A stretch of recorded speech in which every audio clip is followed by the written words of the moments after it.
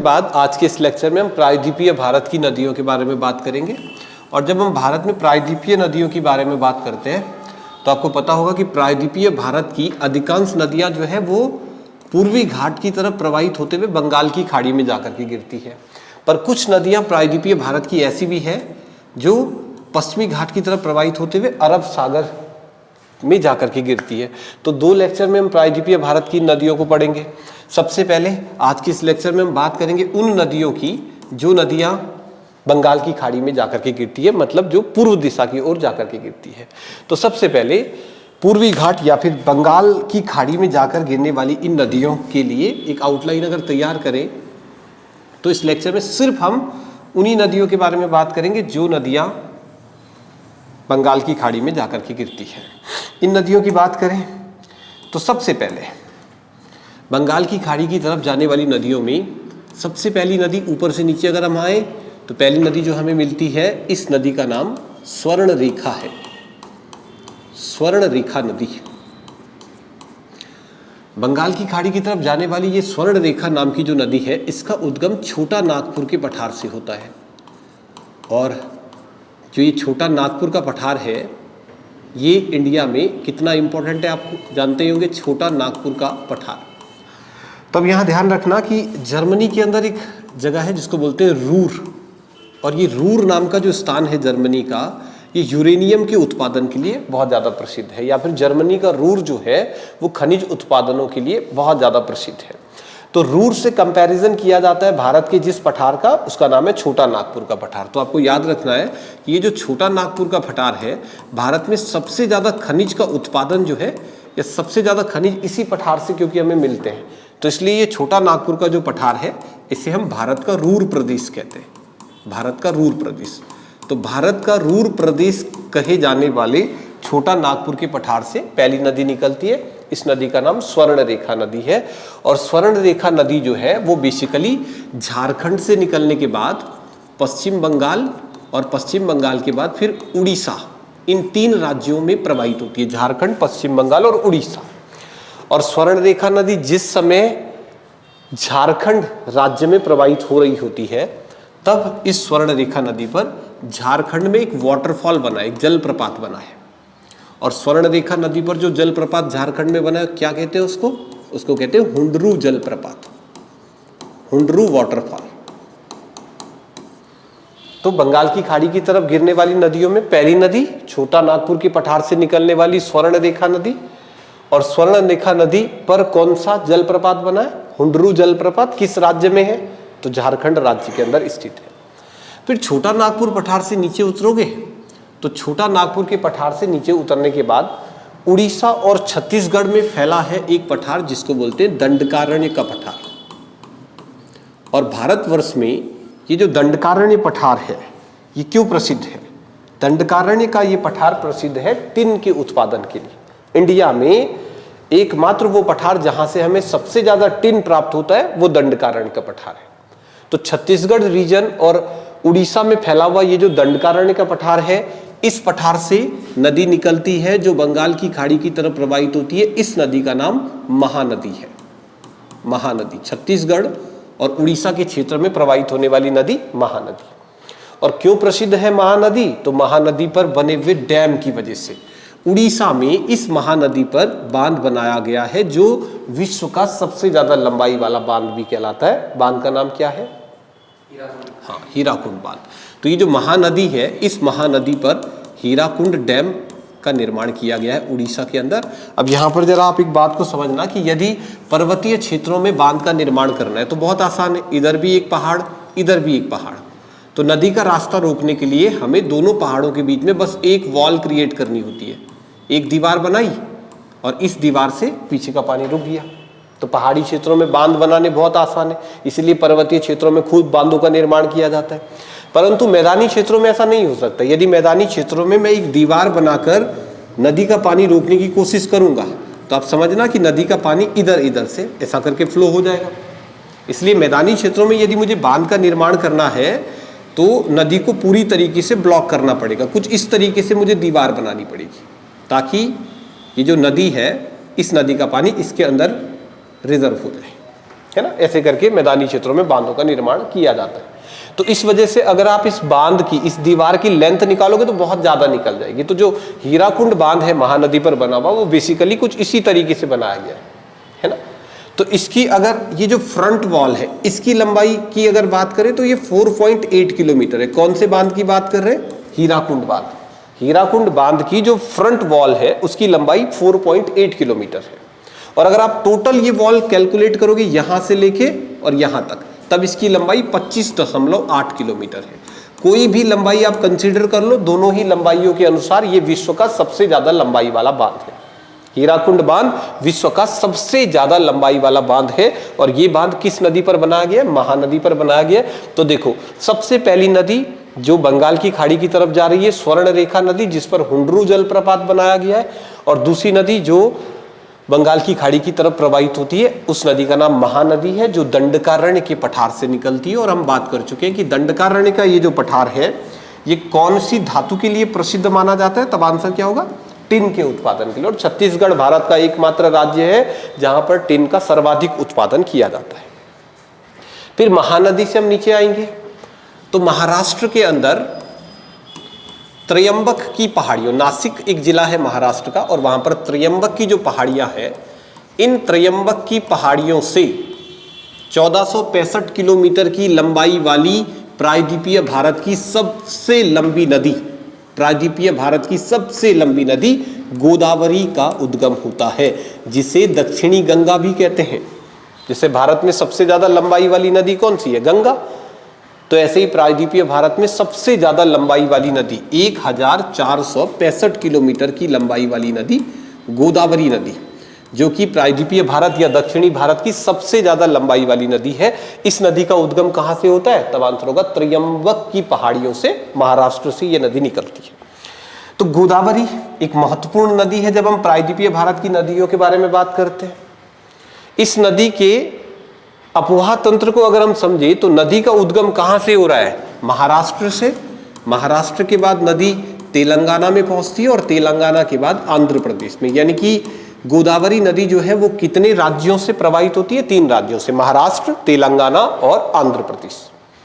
प्रारंभिक क्षेत्र में जब नदी महाराष्ट्र में प्रवाहित होती है तो इसकी ट्रिब्यूटरीज की बात करेंगे तो सबसे पहले इसको दाईं तरफ से इसको आकर के मिलने वाली इसकी जो पहली सहायक नदी होती है, इस नदी का नाम दरना है, दरना रिवर।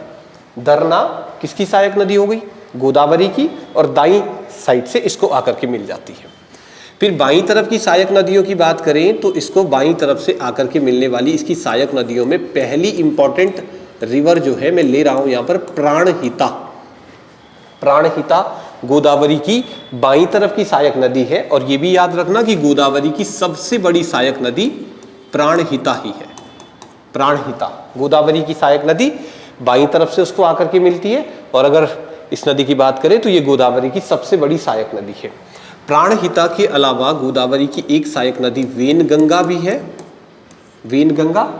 और सबसे महत्वपूर्ण नदियों की अगर बात करी जाए तो छत्तीसगढ़ रीजन के अंदर फ्लो होने वाली एक नदी, जिस नदी का नाम इंपॉर्टेंट है, नदी पर एक जलप्रपात है, जलप्रपात को बोलते हैं चित्रकूट जलप्रपात। हाँ, तो नदी का नाम बड़ा इंपॉर्टेंट है। क्या कहा? इंद्रावती। इंद्रावती। अगर इंपॉर्टेंट ट्रिब्यूटरीज उठाई जाए गोदावरी की तो गोदावरी की एक सहायक नदी है जो उसको बाईं तरफ से आकर के मिलती है, उसको बोलते हैं इंद्रावती नदी। और इंद्रावती नदी का जो मुख्य क्षेत्र है वो छत्तीसगढ़ है। इंद्रावती नदी, इंद्रावती नदी क्यों प्रसिद्ध है? तो इस पर एक जलप्रपात है जिसको कहते हैं चित्रकूट जलप्रपात। अब 2 मिनट के लिए एक बात समझना कि संयुक्त राज्य अमेरिका और कनाडा, इन दोनों के बॉर्डर पर एक वाटरफॉल है जिसको बोलते हैं नियाग्रा वाटरफॉल, नियाग्रा जलप्रपात। और खूबसूरती के मामले में ये माना जाता है कि ये विश्व के सबसे ज्यादा खूबसूरत जलप्रपातों में से एक है। इसलिए ये जो इंद्रावती नदी पर छत्तीसगढ़ में चित्रकूट जलप्रपात जो बना हुआ है, इसे भारत का नियाग्रा कहते हैं। किसे कहते हैं भारत का नियाग्रा? किसे? चित्रकूट जलप्रपात को भारत का नियाग्रा कहा जाता है। और ये चित्रकूट जलप्रपात जो है, इंद्रावती जो नदी है, इंद्रावती नदी पर चित्रकूट जलप्रपात छत्तीसगढ़ में है जिसे भारत का नियाग्रा कहते हैं। तो त्रयंबक की पहाड़ियों से दक्षिण भारत की सबसे बड़ी नदी निकली गोदावरी, और उसकी सहायक नदियों में ये नाम आप याद रखना, प्राणहिता सबसे बड़ी सहायक नदी है और उसकी एक सहायक नदी है इंद्रावती। इंद्रावती नदी पर चित्रकूट जलप्रपात बनाया गया छत्तीसगढ़ में, जिसे भारत का नियाग्रा ये कहा जाता है। अब त्रयंबक की पहाड़ियों से निकलने के बाद ये गोदावरी नदी जब महाराष्ट्र में फ्लो करती है तो महाराष्ट्र में गोदावरी नदी पर एक जल विद्युत परियोजना का निर्माण किया गया है, जो पेपरों में खूब पूछा जाता है। और इस जल विद्युत परियोजना का नाम क्या है? जायकवाड़ी। जायकवाड़ी जल विद्युत परियोजना महाराष्ट्र राज्य में है और गोदावरी नदी पर इसका निर्माण किया गया है। ठीक, महाराष्ट्र के बाद गोदावरी नदी जब तेलंगाना के रीजन में पहुंचती है तो तेलंगाना रीजन में गोदावरी को उसकी एक सहायक नदी आकर के मिलती है जिसका नाम मंजीरा है। मंजीरा, मंजीरा नदी। मंजीरा किसकी सहायक नदी हुई? गोदावरी की सहायक नदी, और तेलंगाना में जाकर के उसको मिलती है। नदी का नाम मंजीरा से ज्यादा बढ़िया, आप ना इसका नाम याद रखना, मंजीरानी। नदी का नाम मंजीरा ही है, पर एक हैबिट बना दो कि इसका नाम मंजीरानी याद रखें। मंजीरानी, कुछ ज्यादा नहीं, नी आपको आगे लगाना है। क्यों? इससे क्या फायदा होगा? इससे ये फायदा होगा कि ये जो गोदावरी की सहायक नदी है मंजीरा, और अगर आप इसको मंजीरानी कहोगे तो नी का मतलब इस मंजीरा नदी पर बना है निजाम सागर बांध। तेलंगाना में इस मंजीरा नदी पर कौन सा बांध बनाया गया है? तो निजाम सागर। तो एक हैबिट बना दो कि मंजीरा को मैं मंजीरानी ही कहूं। मंजीरानी, मंजीरा, मंजीरानी, नी मतलब निजाम सागर। तो तेलंगाना में मंजीरा नदी पर निजाम सागर बांध का निर्माण किया गया है। तो सबसे पहले आप देखो, त्रयंबक की पहाड़ियों से नदी निकली, दरना, प्राणहिता, वेनगंगा और इंद्रावती जैसी बड़ी सहायक नदियां गोदावरी की, और फिर गोदावरी पर महाराष्ट्र में जायकवाड़ी जल विद्युत परियोजना का निर्माण किया गया है। आगे तेलंगाना में गोदावरी को उसकी एक सहायक नदी मिलती है जिसका नाम मंजीरा है, और मंजीरा पर निजाम सागर बांध का निर्माण किया गया है। फिर नदी आंध्र प्रदेश में पहुंचती है, और जैसे ही गोदावरी नदी आंध्र प्रदेश में पहुंचेगी तो ये एक पर्टिकुलर स्थान पर जब जाती है जिसका नाम होता है राजसमुंद्री। राजसमुंद्री नामक एक स्थान है आंध्र प्रदेश में। और राजसमुंद्री क्यों प्रसिद्ध है? क्योंकि भारत में जो तंबाकू अनुसंधान केंद्र है वो कहां पर बनाया गया है? राजसमुंद्री में बनाया गया है। अब राजसमुंद्री से ये जो गोदावरी नदी है ये दो ब्रांचेस में डिवाइड हो जाती है। इस तरीके से दो भागों में विभाजित हो जाएगी। राजसमुंद्री के बाद गोदावरी नदी ऐसे दो ब्रांचों में डिवाइड हो जाती है। ऊपर वाली ब्रांच को गौतमी कहते हैं, नीचे वाली को वशिष्ठी कहते हैं। ये इसके लोकल नाम है, गौतमी और वशिष्ठी। ठीक है, गौतमी और वशिष्ठी। तो यहां क्या समझने वाली बात है कि जो गौतमी और वशिष्ठी दो ब्रांचेस में ये नदी जब विभाजित हुई तो आप देखो कि राजसमुंद्री के बाद ये गोदावरी नदी यहां पर दो भागों में जब विभाजित हुई तो ये दो नदियों के बीच का ये जो क्षेत्र है इसे क्या कहते हैं? इसे डेल्टा कहते हैं, डेल्टा। तो ये किसका डेल्टा बन गया? ये गोदावरी नदी का डेल्टा बन गया। ठीक है, राजसमुंद्री नामक स्थान से ये जो गोदावरी नदी है ये दो भागों में विभाजित हो गई, और एक को गौतमी कहा, एक को वशिष्ठी कहा। तो आंध्र प्रदेश में बंगाल की खाड़ी में गिरने से पहले जो गोदावरी नदी है वो एक डेल्टा का निर्माण करती है, तो ये यहां पर गोदावरी नदी का डेल्टा बन गया। ठीक है, अब यहां पर देखो दो तीन बातें आपको थोड़ा बढ़िया से समझना। एक तो कि इस डेल्टा के निर्माण से पहले गोदावरी नदी ने जो डेल्टा का निर्माण किया, इस डेल्टा के निर्माण से पहले ये जो गोदावरी नदी है इस पर पोल्लेवरम जल विद्युत परियोजना का निर्माण किया जा रहा है। पोल्लेवरम डैम या पोल्लेवरम जल विद्युत परियोजना। पोल्लेवरम जल विद्युत परियोजना किस नदी पर बनाई गई है? तो आपका आंसर क्या होगा? गोदावरी नदी। और ये जो पोल्लेवरम जल विद्युत परियोजना है, पोल्लेवरम जल विद्युत परियोजना किस राज्य में है? राज्य का नाम आंध्र प्रदेश, पोल्लेवरम। और पोल्लेवरम जल विद्युत परियोजना के बारे में यह भी याद रखना कि आंध्र प्रदेश में गोदावरी नदी पर ये जो पोल्लेवरम डैम बनाया गया है इसी का एक नाम इंदिरा सागर बांध भी है, इंदिरा सागर डैम।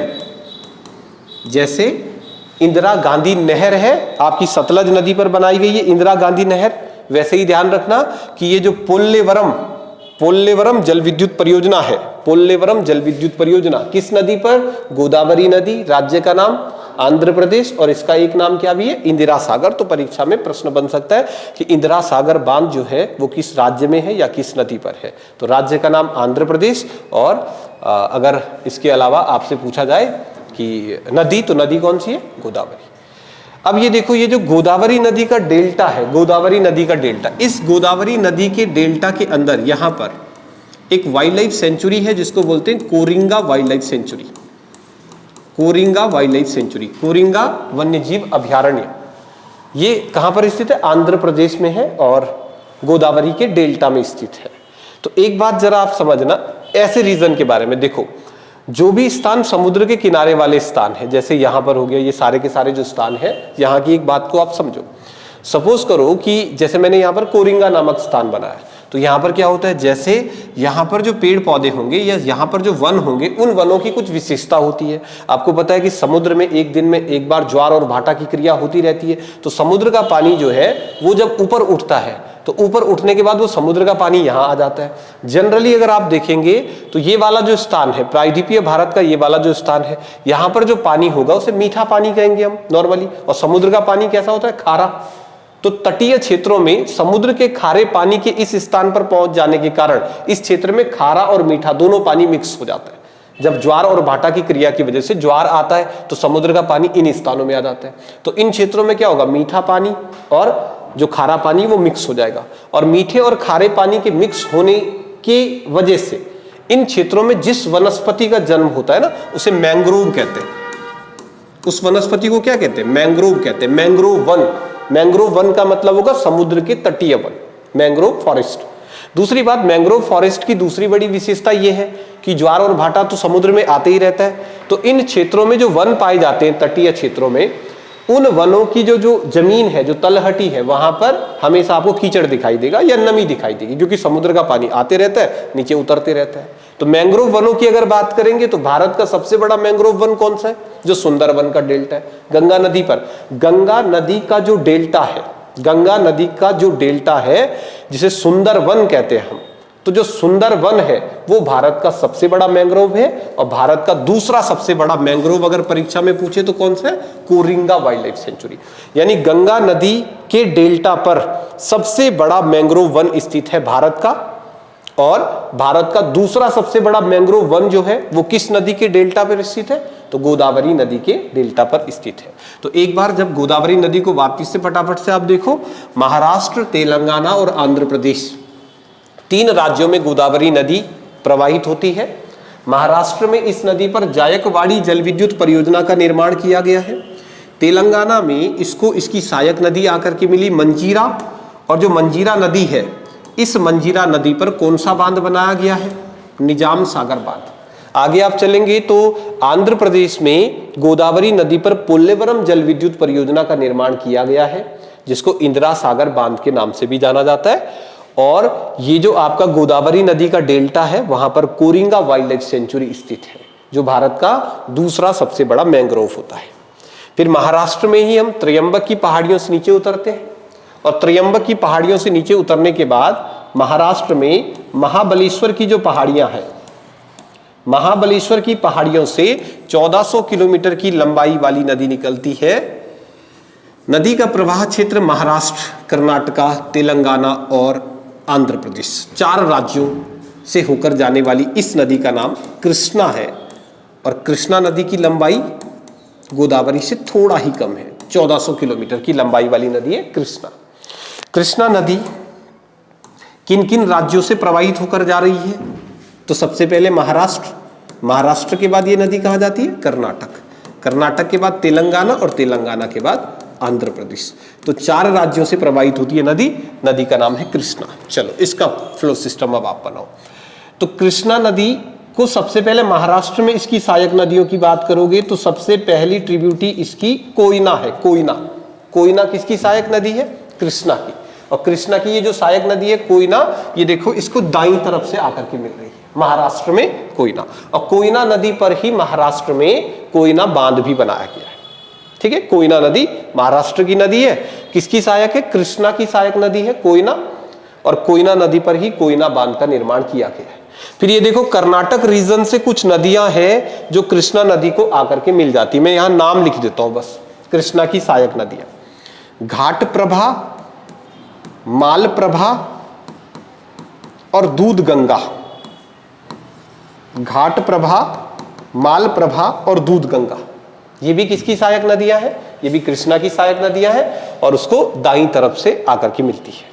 ठीक है, कोयना नदी महाराष्ट्र में जो प्रवाहित होती है, इस पर कौन सा बांध बनाया गया है? कोयना बांध। तो फिलहाल मैं ये मिटा देता हूं, अगर तुमने ये लिख दिया तो इसको हटा देते हैं और अब इस नदी तंत्र पर आगे बढ़ो। महाराष्ट्र में महाबलेश्वर की पहाड़ियों से निकलने वाली कृष्णा नदी की सहायक नदियां कोयना, घाट प्रभा, माल प्रभा और दूध गंगा है। ठीक है, महाराष्ट्र के बाद जरा समझना, ये नदी कर्नाटक रीजन में एंटर करती है। ठीक है, महाराष्ट्र सबसे पहले और महाराष्ट्र के बाद ये नदी कहां जाएगी? कर्नाटक। तो कृष्णा नदी जब कर्नाटक में एंटर करती है तो कर्नाटक में कृष्णा नदी पर एक बांध बनाया गया है, जिस बांध का नाम होता है अलमट्टी बांध। खूब परीक्षाओं में आता है अलमट्टी। ठीक है, अलमट्टी बांध किस नदी पर बनाया गया है? तो अलमट्टी बांध कृष्णा नदी पर है। और किस राज्य में है? तो फिर आंसर होगा कर्नाटक में बनाया गया है। फिर देखो, अलमट्टी से आप ऊपर चलो, कर्नाटक से ऊपर चलो तो पहुंचो तेलंगाना। अब यहां को इसको ध्यान से समझना, तेलंगाना में कृष्णा को उसकी एक सहायक नदी आकर के मिलती है। इस नदी का नाम है तुंगभद्रा। नदी निकलती कहां से है? तो आपका आंसर होगा जी कर्नाटक से निकलती है। नदी कर्नाटक से निकलती है, पर मिलती कहां है कृष्णा को? तो ये तेलंगाना में कृष्णा को मिलती है। तो जो तुंगभद्रा नदी है, इस तुंगभद्रा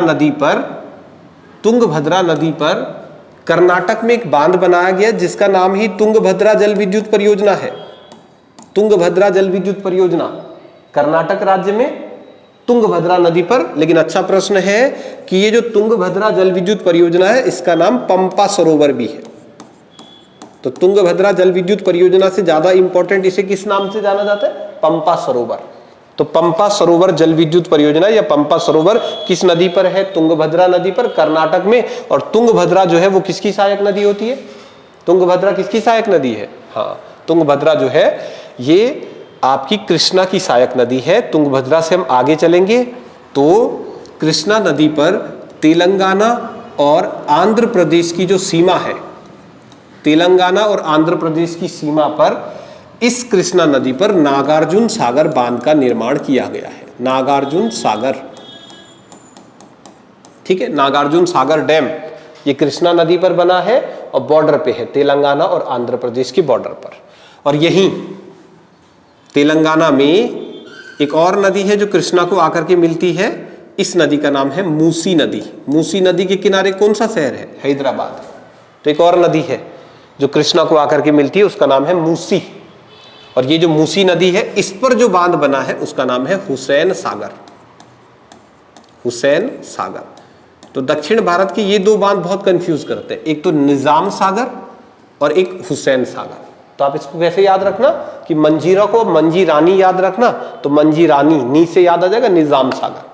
और मूसी नदी पर कौन सा बांध बना है? तो मूसी नदी पर हुसैन सागर बांध का निर्माण किया गया है। आगे आप जाएंगे तो आगे जाकर के नागार्जुन सागर डैम हमें मिलता है। नागार्जुन सागर बांध जो है वो किस नदी पर है? तो कृष्णा नदी पर बनाया गया है। और ये जो गोदावरी और कृष्णा नदी का बीच का क्षेत्र है, इस क्षेत्र में यहाँ पर एक झील बना दो, इसको नाम देते हैं कोल्लेरू झील। मीठे पानी की एक झील है आंध्र प्रदेश में, कोल्लेरू झील। और कोल्लेरू झील बेसिकली गोदावरी और कृष्णा के बीच वाले क्षेत्र में बनाई गई है। आगे आप जाओगे तो आंध्र प्रदेश में भी कृष्णा नदी पर एक बांध बना है, उसको बोलते हैं श्रीशैलम डैम या श्रीशैलम जल विद्युत परियोजना। तो दक्षिण भारत की सबसे ज्यादा लंबाई वाली नदी गोदावरी 1465 किलोमीटर। नीचे आप आए तो फिर आपको कृष्णा नदी मिलती है जो 1400 किलोमीटर की लंबाई वाली है। नदी पर विवाद भी है, लेकिन आगे वाले लेक्चरों में हम इन नदियों के विवाद जो है, जो भी विवाद इन पर होंगे, नदी विवाद का अगला लेक्चर बना देंगे। कृष्णा नदी कहां से निकलती है? तो महाराष्ट्र में महाबलेश्वर की पहाड़ियों से। कोयना, घाट प्रभा, माल प्रभा, दूध गंगा इसकी सहायक नदियां। बांध बड़े इंपॉर्टेंट होंगे कृष्णा के। कृष्णा नदी पर पहला बांध बना है अलमट्टी बांध कर्नाटक में। फिर एक सहायक नदी है कृष्णा की, नागार, क्या नाम है? तुंगभद्रा। और तुंगभद्रा नदी पर कौन सा बांध बनाया गया है? तुंगभद्रा बांध ही बना है, जिसको क्या भी कहते हैं? उसको पंपा सरोवर भी कहते हैं, पंपा सरोवर। आगे देखो, मूसी एक सहायक नदी है कृष्णा की, जिस पर हुसैन सागर बांध बना है। हैदराबाद के पास में। फिर नागार्जुन सागर जो है वो तेलंगाना और आंध्र प्रदेश के बॉर्डर पर है, और आगे आंध्र प्रदेश में इस नदी पर श्रीशैलम जल विद्युत परियोजना का निर्माण किया गया। ठीक, और नीचे उतरते हैं तो यहां कर्नाटक में ब्रह्मगिरी की पहाड़ियां हैं, और कर्नाटक की इन ब्रह्मगिरी की पहाड़ियों से दक्षिण भारत की सबसे ज्यादा विवादित नदी का उद्गम होता है। नदी का नाम क्या है? तो नदी का नाम है कावेरी। दक्षिण भारत में सबसे ज्यादा विवाद कावेरी। तो आप देखो कावेरी नदी का उद्गम कहां से हो रहा है? कर्नाटका से। तो कावेरी नदी बेसिकली भारत के दो ही राज्यों से फ्लो करती है, कर्नाटक और तेलंगाना, और इन्हीं दो राज्यों के बीच में कावेरी नदी के पानी को लेकर के विवाद भी। कावेरी नदी का जल विवाद वो बेसिकली अगर मेन रूप से आप देखें तो इन्हीं दो राज्यों के बीच में। वैसे तो देखो केरल की नदियां भी आकर के कावेरी में मिल जाती है, आगे पौंडीचेरी है तो पौंडीचेरी में भी ये बहुत सारे पार्ट में डिवाइड हो जाते हैं, पर मुख्य रूप से कावेरी नदी का जो जल विवाद है वो इन दो राज्यों के बीच में। तो कर्नाटक से निकलती है, और कर्नाटक के बाद तमिलनाडु, सॉरी तेलंगाना नहीं, क्या होगा राज्य का नाम? तमिलनाडु। कर्नाटक और तमिलनाडु, बेसिकली ये नदी इन दो राज्यों से ही प्रवाहित होती, कर्नाटक और तमिलनाडु। तो कावेरी नदी का जो जल विवाद है वो कर्नाटक और तमिलनाडु के बीच में है। ठीक है, चलो तो कावेरी नदी की बात करेंगे। देखो दो तीन बातें याद रखो कावेरी नदी के बारे में। एक तो कावेरी नदी के आसपास का जो क्षेत्र है वो धान के उत्पादन के लिए बहुत ज्यादा फेमस है, इसलिए दक्षिण भारत में धान का कटोरा किस नदी घाटी के क्षेत्र को कहते हैं? हाँ, कावेरी नदी। कावेरी नदी घाटी का जो क्षेत्र है इसे rice bowl of south India, दक्षिण भारत का धान का कटोरा, ये कह दिया जाता है। और कावेरी नदी पर बने हैं कुछ बांध। दक्षिण भारत की पहली जल विद्युत परियोजना शिव समुद्रम जल विद्युत परियोजना। शिव समुद्रम जल विद्युत परियोजना किस नदी पर है? कावेरी नदी पर। किस राज्य में? कर्नाटक में। फिर इस पर कृष्णराज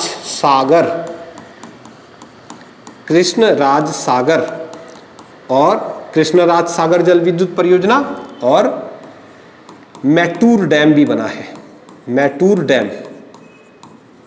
ठीक है, कहां पर? तमिलनाडु में। इस पर मैटूर डैम, इसका भी निर्माण किया गया। तो भारत की वो नदियां जो बंगाल की खाड़ी की तरफ जा रही है, स्वर्णरेखा, हीराकुंड, फिर गोदावरी, फिर कृष्णा, और नीचे आप आएंगे तो कौन सी नदी? कावेरी। अब एक मिनट के लिए इसको एक चीज समझो आप जरा। देखो जब हम बंगाल की खाड़ी की तरफ जाते हैं भारत में, तो बंगाल की खाड़ी की तरफ आप जब जाएंगे तो यहां पर देखो छोटा सा देश बना है श्रीलंका। अब ये जो ऊपर वाला पूरा का पूरा रीजन है ना, इसको बोलते हैं बंगाल की खाड़ी, मतलब ये एक प्रकार का समुद्र ही हुआ, बंगाल की खाड़ी। और ये देखो ये जो तमिलनाडु और श्रीलंका के बीच में ये वाला जो रीजन है, ये वाला जो क्षेत्र है, इसे क्या कहते हैं? तो इसे कहते हैं मन्नार की खाड़ी। और ये बहुत कॉमन सा फैक्ट है, आपने कई बार पढ़ा होगा, कई बार आपको पता होगा कि वो स्थान जहां पर दो समुद्रों का पानी एक दूसरे को मिलता है वहां पर जल संधि का निर्माण होता है, जल डमरू मध्य या स्ट्रेट बनता है। तो यहां पर अगर आप इसको देखोगे तो एक बार जरा इसको समझने की कोशिश करना कि ये जो पर्टिकुलर जगह है, देखो यहां पर जो ये स्थान है ना, ये इस जगह पर क्या हो रहा है? इस जगह पर बंगाल की खाड़ी और मन्नार की खाड़ी का पानी एक दूसरे को मिल रहा है ना। बंगाल की खाड़ी और मन्नार की खाड़ी का पानी यहाँ एक दूसरे को मिल रहा है। तो जिस स्थान पर दो समुद्रों का जल मिलता है वहां क्या बनता है? स्ट्रेट बनता है, जल डमरू मध्य बनता है। तो यहाँ भारत और श्रीलंका के बीच का वो स्थान जहां पर बंगाल की खाड़ी और मन्नार की खाड़ी का जल एक दूसरे को मिलता है, इसे कहते हैं पाक स्ट्रेट। क्या बोलते हैं? पाक जल संधि कहते हैं, पाक जल संधि। तो अभी तक हमने क्या क्या नदियां बनाई? स्वर्णरेखा, और कौन सी नदी बनाई? महानदी, और कौन सी नदी बनाई? गोदावरी, और नदी बनाई कृष्णा, और नदी बनाई कावेरी। ये सारी की सारी नदियों का पानी जो है वो किस जगह जा रहा है? तो आपका आंसर क्या होगा? बंगाल की खाड़ी में। अब मुझे प्रश्न आता है कि दक्षिण भारत की कौन सी नदी है जो बंगाल की खाड़ी में ना गिर के पाक जल संधि में जाकर के गिरता है? दक्षिण भारत की वो नदी जो बंगाल की खाड़ी में नहीं गिरती है, कहां गिरती है? पाक जल संधि या पाक स्ट्रेट में किस नदी का पानी जाकर के गिरता है? तो उस नदी का नाम होता है बेगोई। ये नदी तमिलनाडु के क्षेत्र में प्रवाहित होने वाली वो कौन सी नदी है जिसका पानी पाक स्ट्रेट में जाकर के गिरता है? तो उस नदी का नाम क्या होगा? बेगोई। तो बेगोई भी पूर्वी घाट की तरफ प्रवाहित होने वाली नदी है। इससे ऊपर की सभी नदियां बंगाल की खाड़ी में गिरती है, और बेगोई नदी कहां जाकर के गिरती है? पाक स्ट्रेट में। और पाक स्ट्रेट से आप नीचे आओगे तो नीचे कौन सी खाड़ी है? मन्नार की खाड़ी। तो मन्नार की खाड़ी में जो नदी जाकर के गिरती है उसका नाम होता है ताम्रपर्णी। ताम्रपर्णी। तो कभी कभी ये पेपर में कंफ्यूजन क्रिएट करने के लिए ऐसा प्रश्न बना देंगे कि निम्न में से कौन सी नदी है जो बंगाल की खाड़ी में नहीं गिरती है। तो आप ये दो नदियों का नाम ध्यान रखना। बेगोई नदी, हाँ वो भी पूर्वी घाट की तरफ ही जाती है, पर वो बंगाल की खाड़ी में ना गिर के पाक स्ट्रेट में जाकर के मिलती है। और ताम्रपर्णी नदी जो है वो बंगाल की खाड़ी में ना जाकर कहां जाकर के मिलती है? मन्नार की खाड़ी में। तो भारत की प्रायद्वीपीय भारत की वे नदियां जो आपके इधर की साइड पूर्व की तरफ यानी बंगाल की खाड़ी की तरफ जाकर के गिरती है, उसका मैप ये बना दिया। अब अगले लेक्चर में हमारे पास सिर्फ वो नदियां बच जाती है जो नदियां अरब सागर की तरफ जाकर के गिरती है। तो इसको अगले लेक्चर में करते हैं।